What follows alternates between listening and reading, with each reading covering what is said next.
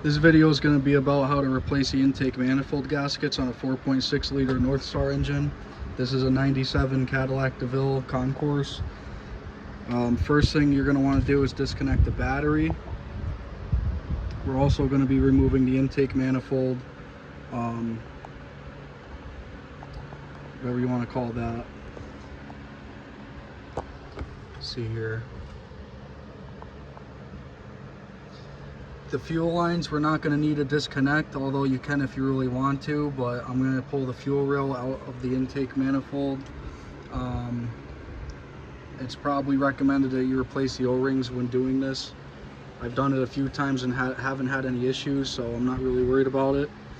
But pretty much for a quick rundown is that we're going to be replacing these gaskets because of a vacuum leak, which might be related to the high idle we're having. You can replace all the other gaskets that are in here too, like right in here. There's one here, one right in there.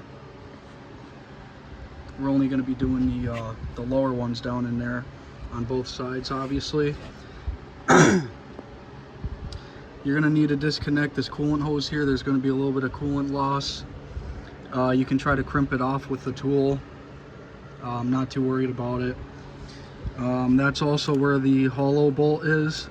If you don't know what that is, you should research that and learn more about it, but pretty much that's like a passage for the coolant. And a lot of times when these engines overheat is because that clogs up, because if there's any gunk from the deck spool, that could clog that up very easily. It's just a very tiny hole, and now would be a good time that you take the hose off and you undo that bolt and you clean it out, make sure it's not blocked. This this coolant line here connects to the throttle body. You're going to want to disconnect that.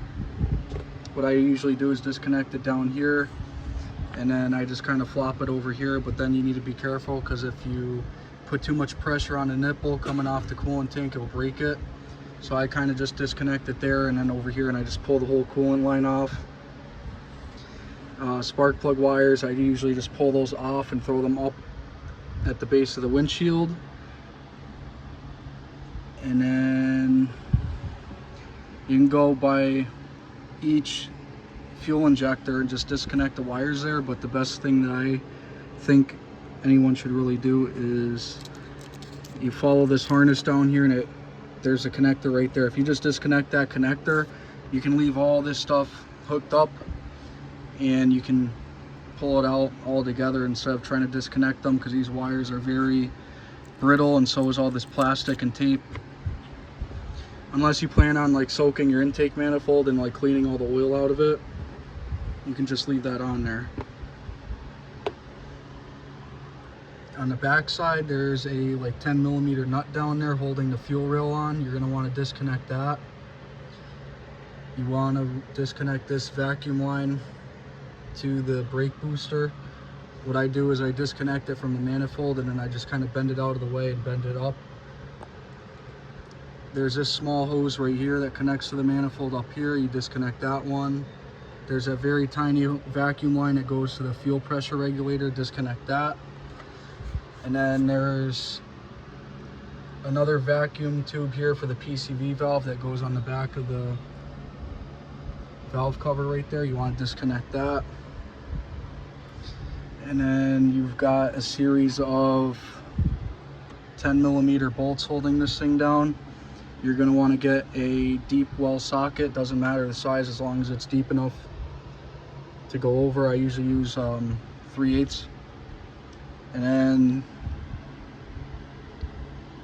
you want to disconnect the ones that are holding down the fuel rail first. It's like this one here, this one here, this one here, and that one there.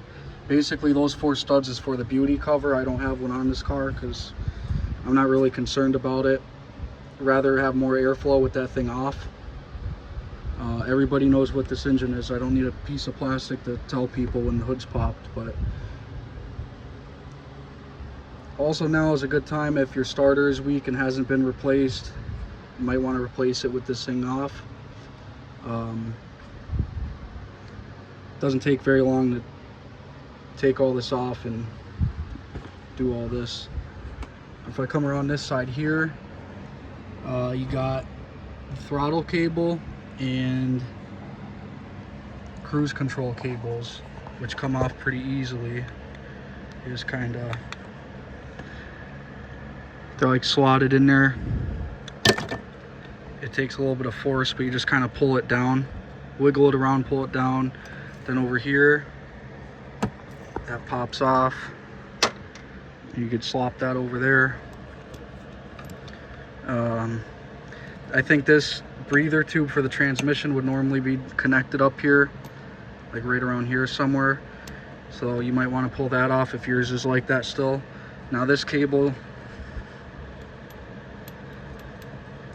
wiggles off to the side like that, and then you want to open up the throttle, and then that cable, you basically pull it out the opposite side.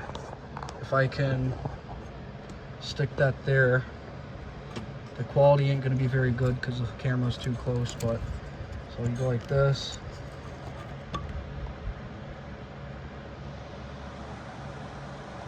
Maybe if I do that.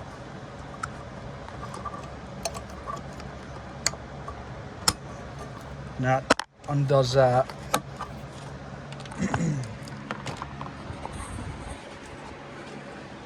You also have this EGR tube. This could also cause a vacuum leak if you don't reinstall it properly, so you just got to be careful with that. Not to bend it or anything, but that's like a 13 or 14 millimeter bolt, and then you can kind of just flex this out of the way.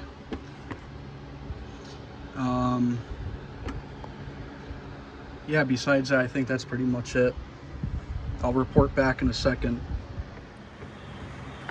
Alright, so here we go. First step is, like I explained, I just take these coils off, kind of each one after the other, just like that. This vacuum line, I pull off. I know people hate me for throwing stuff up on the windshield, but I've never had an issue. Right there, I'm gonna wait. I'm gonna grab a flathead.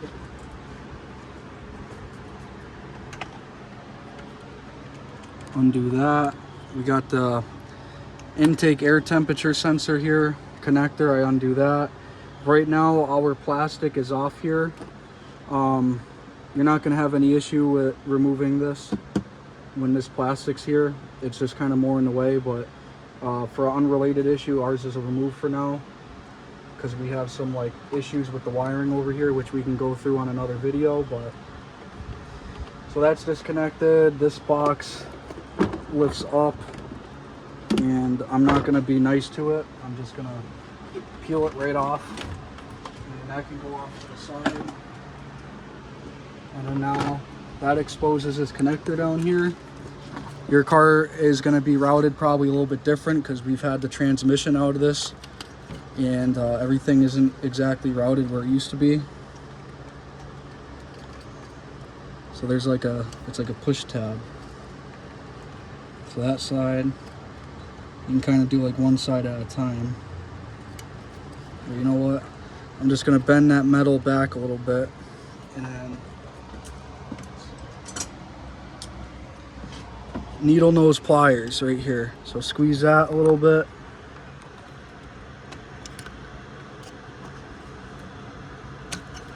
That comes out. I'm going to sneak it around the wire here.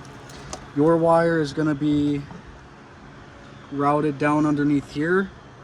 Now it's going to be a little more difficult for you to do what I'm doing because this wire is like down underneath and won't be able to be pulled up because of the throttle position sensor and idle air control valve. But when you put it all back together, you'll see what I'm talking about. But I'm going to disconnect the throttle position sensor, idle air control valve, and the mass airflow sensor right here.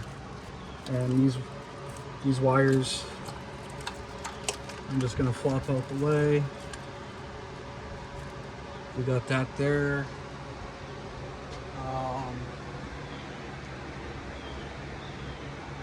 could shut the video off. So I didn't mention, but this is our replacement gasket set, Felpro.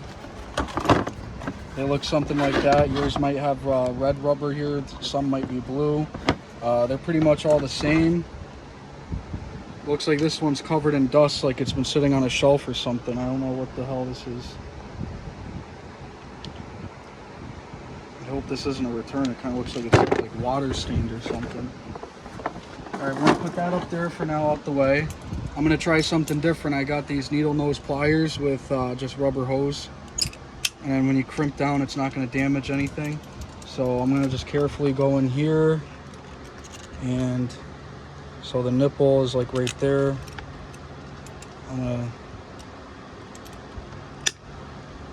Okay, so that should be crimped off good enough. So I'm not gonna lose a whole lot of coolant. So I apologize in advance if you can't hear too well, because we got a couple fans going. It is like 95 degrees out right now.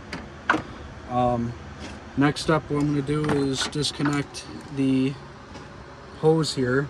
We're going to lose a little bit of coolant, but I would recommend you have a fan. Fan. I would recommend that you have a catch pan underneath the car, if you can fit one. This car is a little low to the ground, so I don't know. Or have the kitty litter nearby, or dirt, whatever you're using.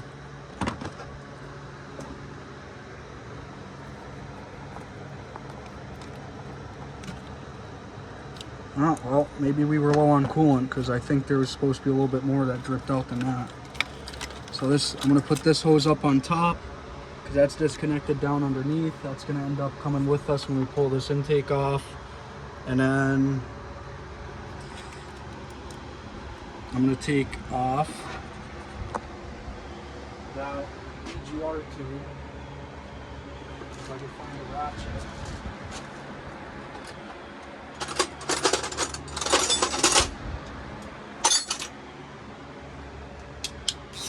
So it is a 13 millimeter, if you guys are wondering.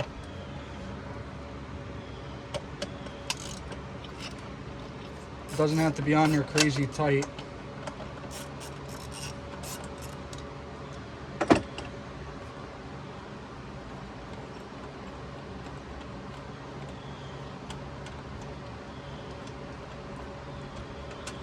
So that's off there, and then I'm just going to carefully kind of pull that back. I'm going to put the bolt somewhere where I'm not going to lose it. And now we have access at the rubber hose right there for the coolant line. So I'm going to get in here with some needle nose pliers. This one can be a little bit tricky, especially if you never pulled it off before. Of course, I've done this job numerous times because I've had to replace on both cars that we have starters multiple times, intake manifolds numerous times. If you see my other videos, I had my engine completely out.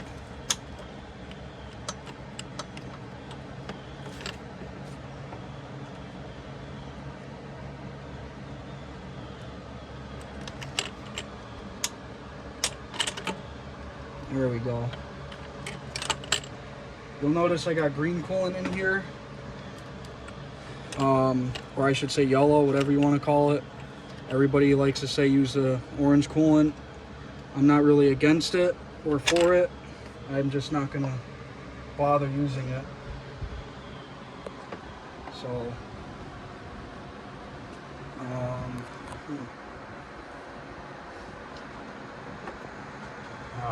well. A little bit of a mess. We're gonna bend that up out the way. Now we're gonna have access at the fuel rail. Now, I like to climb up in here like this. It gives me a lot easier access.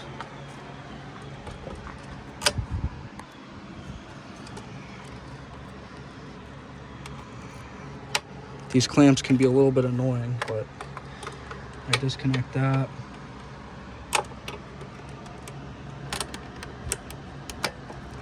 And you'll kind of know, like right as it passes a spot where like the thicker part of the nipple on the plastic is, so then you'll know where, like how far you gotta go to get the clamp off.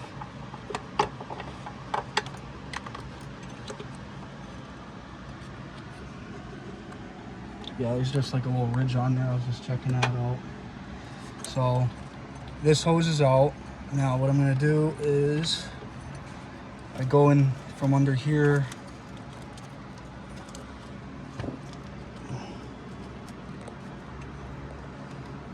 It's like held in, there's like a bracket.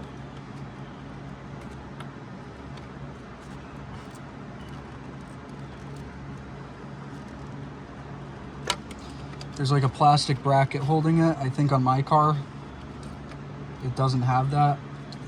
I think I pulled it out.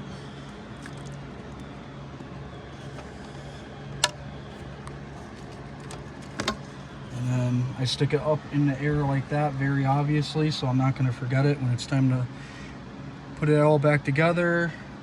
Fuel regulator, I'm just gonna make it easier, just pull it off the fuel regulator there. So there would have been like a 10mm nut way down in there. Anytime I do these jobs, I leave that off because it's not really necessary. I know the engineers designed it to have that, but in my case, I'm just gonna leave it. So this here,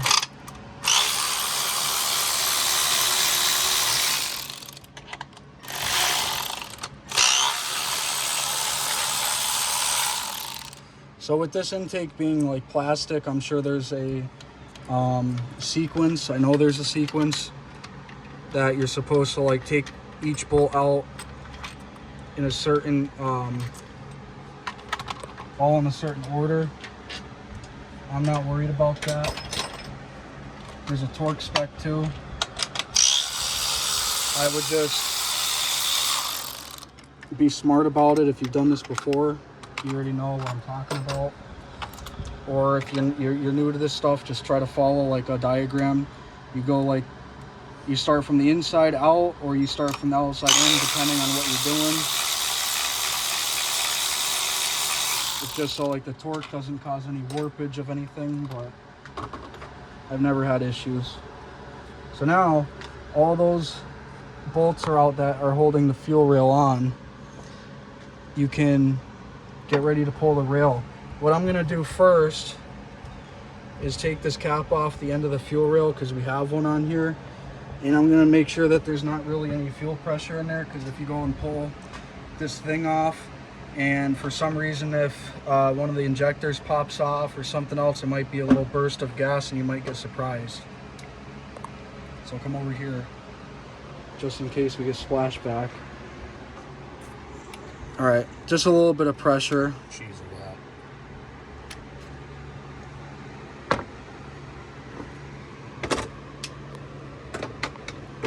There's just a little bit of pressure released. I'm gonna put the cap back on. Doesn't have to be crazy tight, just to make sure no filth gets in there. There's a connector thing here holding the wire harness on.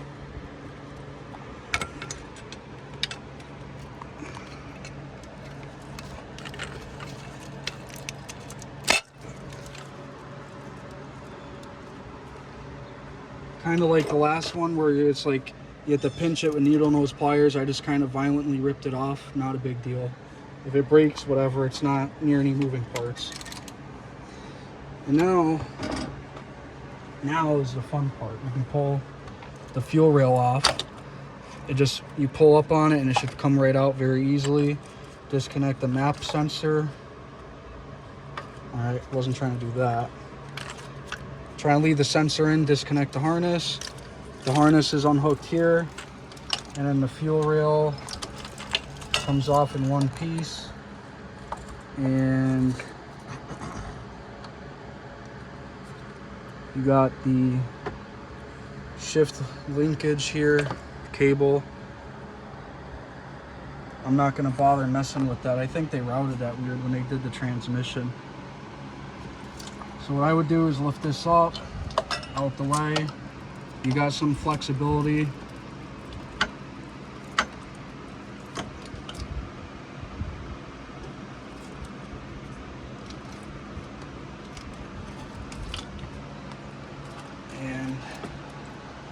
That's going over there. So down here, what you can do is you take, there's a clip like this here, and there's one on this one.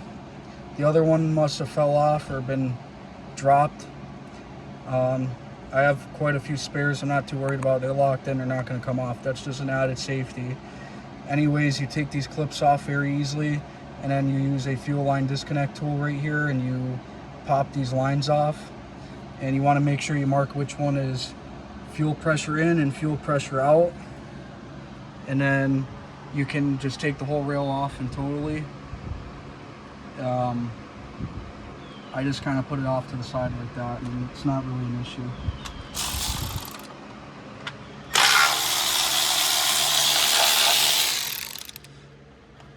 For some reason, these bolts, you might want to be careful with them. I ended up torquing mine, and during like torquing, I don't know, for whatever reason, my torque wrench never clicked, and I ended up snapping a bolt, but luckily I took a small screwdriver and loosened the rest of the broken bolt out.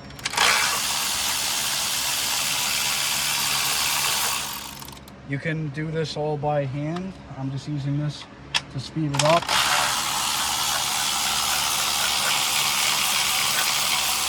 I've never had issues other than that.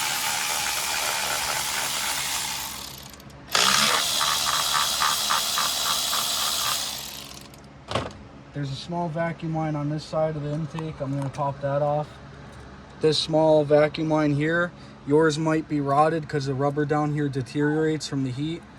If you don't have working air vents inside the car, that could be why they're not working, because it's vacuum actuated.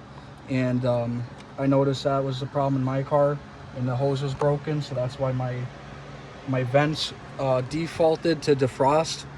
And then once I found and fixed that problem with that hose, my air vents worked in the front, so I had better working air conditioning. So if you have that issue, that's probably why.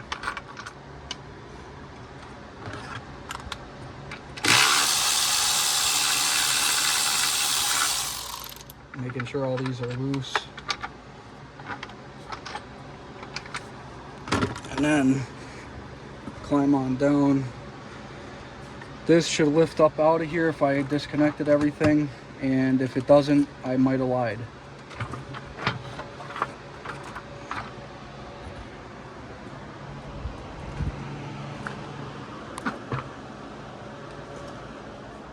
So we're going to leave that there for a minute. I always take a look in here.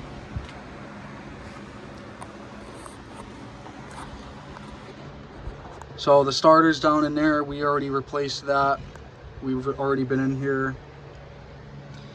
Valve cover's got a little bit of a leak. That's why you'll see a little bit of oil buildup down there. Head gasket's looking a little crusty. All that like corrosion is from the head gasket leaking. All of these cars are like this, so if we flip around down here, you'll just see the edge of the gasket. You'll see how deteriorated it looks, and that's kind of how these things are. But obviously you're not going to want to get any dirt or anything falling down into these cylinders here. That'll be a big problem. We don't have a shop bench to work on, so we're working on the ground. These gaskets click in on the ends. You just pull back and lift up and out, and then the gaskets. These gaskets are pretty flattened. If you look, there's like nothing. And if we can take a new one,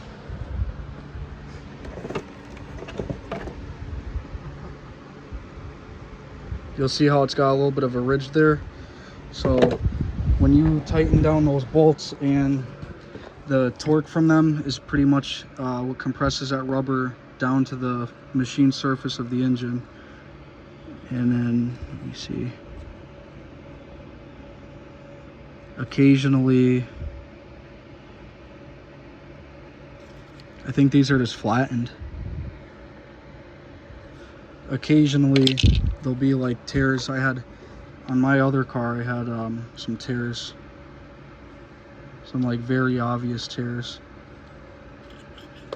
So the reason we're doing this is that we have a high idle condition, and going through the diagnosis processes, one of the things that it says to do is to verify that there is no vacuum leaks. I did a smoke test on the car, and it looked like there's smoke coming out from underneath the intake, so now we're going to do these gaskets, and hopefully this fixes the problem. Next thing I'm going to do is just clean these surfaces, all the dirt and oil off of them.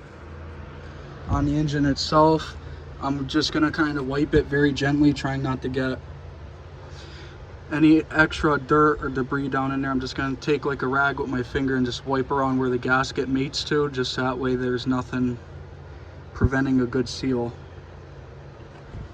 Action. So a lot of people are going to hate me for doing this, but you can spend an hour in here trying to clean this with a toothbrush. I'm not really that concerned. And then we're going to carefully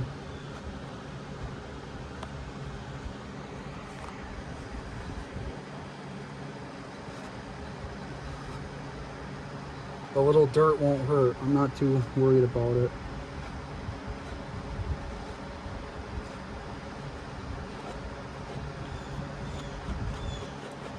I'm kind of brushing to the side and then forward. Most of this is like oily guck. It's not really like dirt and sand. Obviously you want to avoid that. I'm going to do the same on the intake.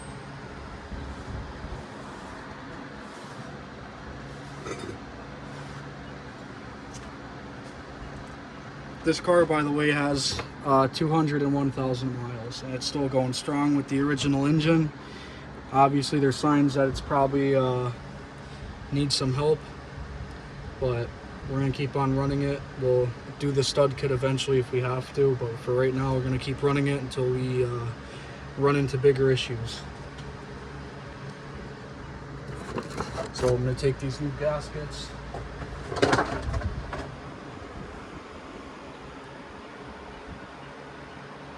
Line it up.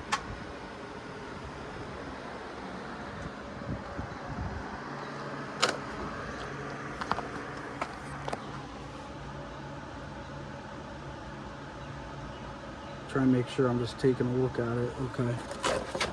Making sure I got them going the right direction. Kind of can't mess these up. And then, so that kind of clicked in, that clicked in. We got the dowels here.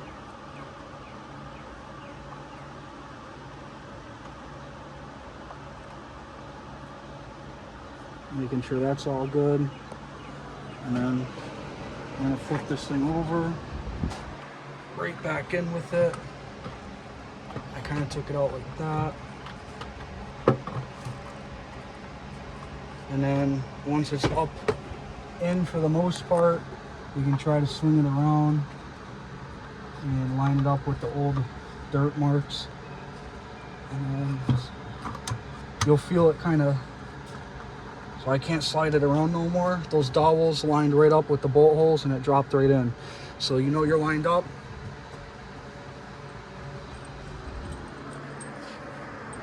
You can take your bolts, which are going to be on the edges and the middle.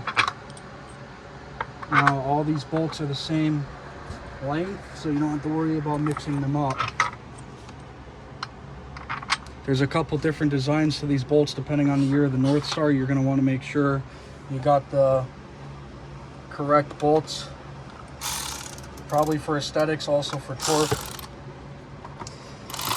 So I'm going to go down with this ratchet sort of snug. I'm not going to go crazy on it.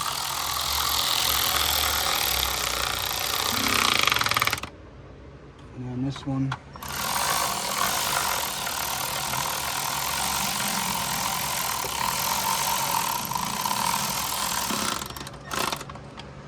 And then I'm going to go this one.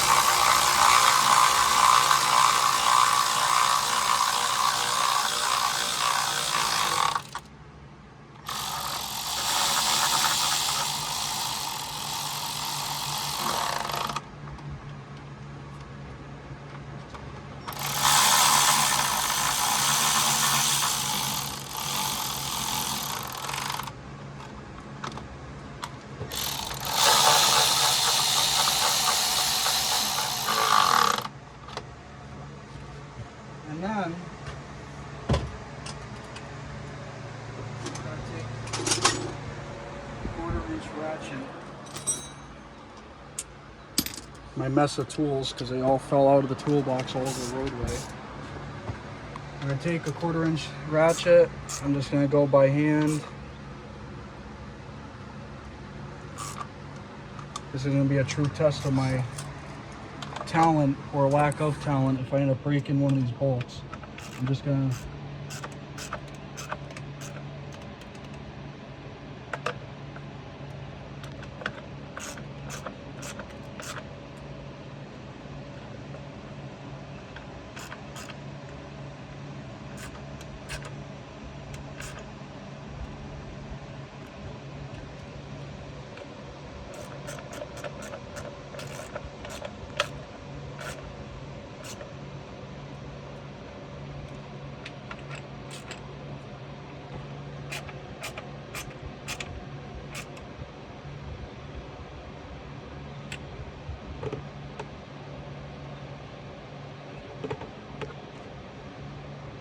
So I just did that by hand.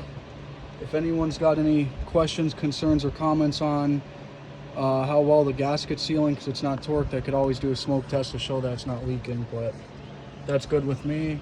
And the reverse order of things, if I can fly through it, is I'm going to go like this with the fuel injectors. You want to make sure that you inspect the O-rings if they're not all any rips or tears in them. I'm confident with mine. You might want to put a little bit of oil on them just to get them to slip in better. So I'm just gonna push in the rail.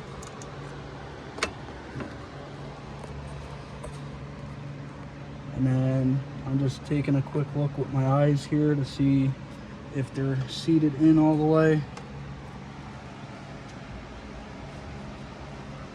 If you don't do this correctly, you might cause a fire, because if there's not a good seal, gas could leak, or you could have a vacuum leak. But odds are, if you have an issue, it'll just be a vacuum leak. It shouldn't have any fuel spraying out or anything. It could. Odds are, maybe not, but so those are all set. And then we're gonna get our beauty cover pin. So we ran out of space on the phone to record, so we just deleted some videos to clear up some more space. I'm just kind of zapping these things down, same as before. It doesn't need to be crazy tight. These are just for like the beauty cover. It's also for to hold the intake down, but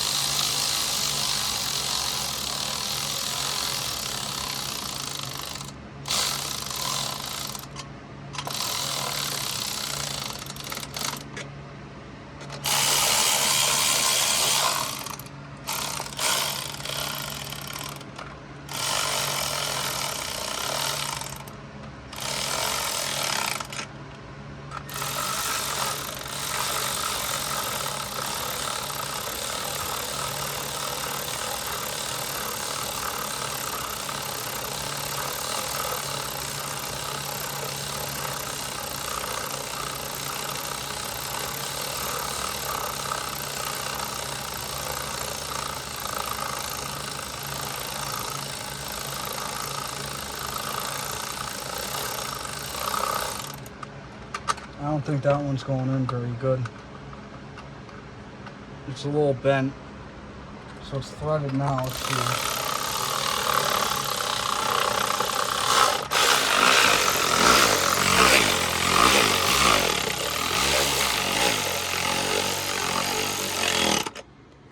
All right, that's good for now. I have spares. I could just replace that any given time, but for now that's fine. So now that I got that on there, this is good here. What I tend to do is I go through and I do like stuff at the lowest point first. So this wire is normally tucked down in here. I'm just gonna try to force it down. This is very, okay, there we go. And then we got the hose.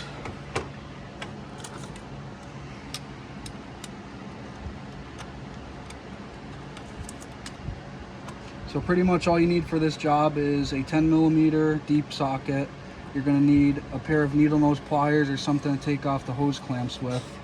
And then you're going to need, I'd say a little bit of coolant in case you lose some, and make sure to top that off. Anything that's going to help you to remove connectors, like a pick. I never had any issues with this vehicle. I'm going to leave this disconnected down here just so that way it's out of my way when I go to like check transmission fluid. This harness is coming back up with me, so I'll just leave that kind of right there. I'm going to jam this thing back down because I already connected the hose. And then you want to take a good look at this connector. It should go only one way, but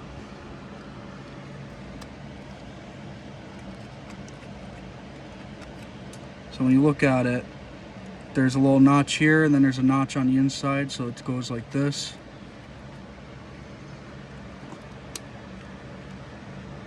And it clicked. You'll know if it's not in there right, because then you're gonna have issues when you go to So I'm cleaning out the EGR tube here. I think I felt a little bit of like carbon buildup in there. Not that it's a big deal, but I'm just gonna kind of scrape some of that off.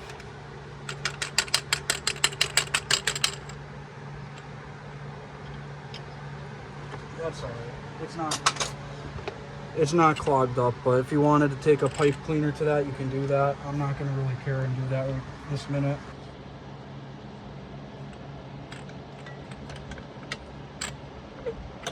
So this hose pops back down right there, and these things go right there.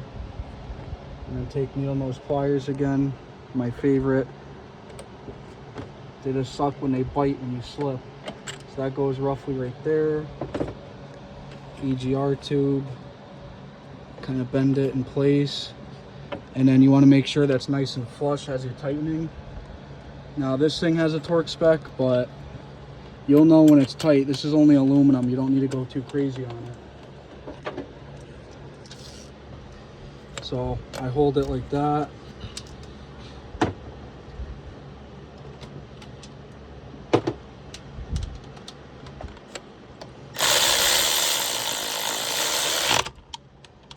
So that's snug right there. I'm gonna take my ratchet, just a little bit more, not by much. So just to make sure, we got our coolant hose there, coolant hose up here, goes across here. I shouldn't have probably done that, that's all right. I'm gonna take those off, leave those there, and then the next best thing I can do is probably do these coil packs. I route them like that on the notches of the intake manifold. So it goes 2, 4, 6, and 8 in the front, and then in the back it's the odd number cylinders. So 6.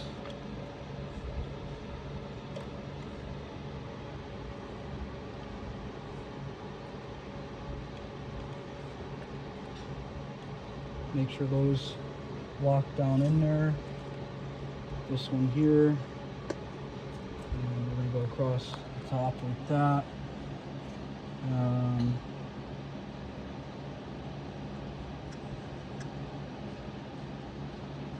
We got the vacuum hose for the fuel pressure regulator. That's going back on.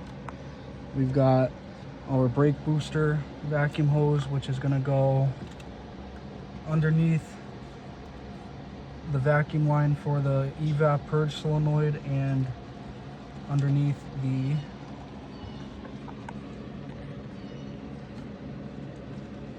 so it's going to rotate down.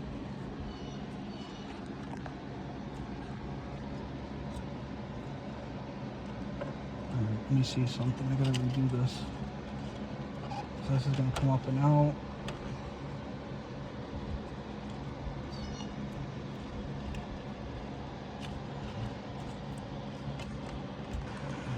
Without breaking anything here.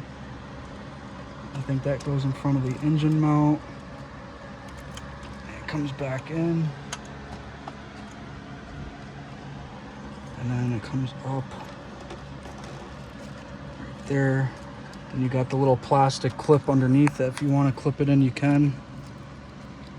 Really just aesthetics. This is not good. We keep dropping videos because we're running out of space on the phone, and I have to keep deleting old stuff, but we're trying to make a video here in the entirety without skipping steps and all that. So I'm just going in here.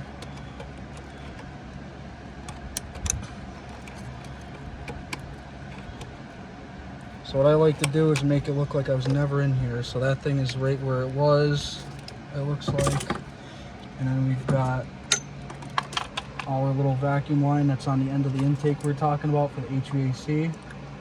I can demonstrate that for another video, but I think I already did make a video on that. So that's on there. This hose for the PCV valve is going on. And then this one goes right here. This little hose goes here. And then we've got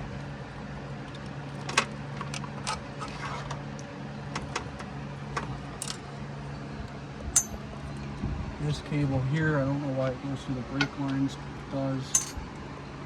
This one is the ball end. This one's got the plastic. The plastic is for cruise control. So that one we're gonna put to the side for now. This one goes right here like that.